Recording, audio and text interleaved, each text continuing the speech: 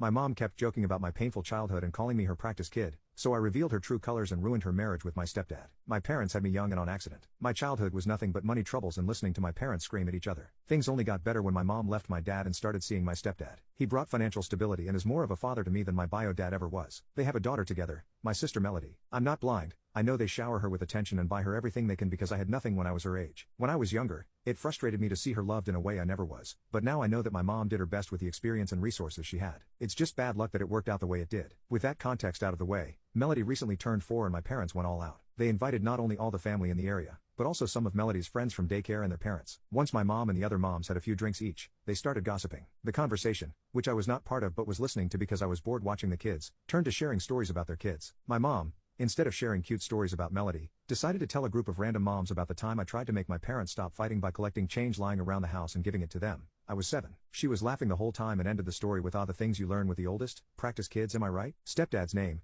and I never fight in front of Melody. I think that's why she's so much easier than my name. That story is a painful memory for me, so I was hurt that she thought it was so hilarious, but I didn't say anything and tried to brush it off. The moms started talking about kindergarten because a few of them have kids who will be starting in the fall. My mom, who by then was shit-faced, decided that it would be a great idea to share the story of how she carried the school into letting me do gym class in my winter boots because that was the one pair of shoes I had. Again, she told the whole story with a grin on her face and laughing. The last thing she said made almost blow up. Thank goodness Melody can have all the shoes she wants, though with how much poop, my name, pulled at that age maybe it was best I didn't waste money on the practice kid. I texted my mom, "I'm glad you find how poor and miserable we were, so funny, but it really upsets me how you clearly think of me as practice for Mel. I'm going, so someone should watch the kids." I then left without talking to anyone. When I got home I checked my texts and found a rant from her, saying that they were her stories and she could feel any way she wanted. She called me sensitive for not taking a joke and suggested I get a therapist. I already have one and she knows that, because I was jealous of a 4 years old. She said I was rude for leaving. I was too upset to respond then. Update: when I got home after the party, I was still fuming. I hadn't responded to my mom's text rant,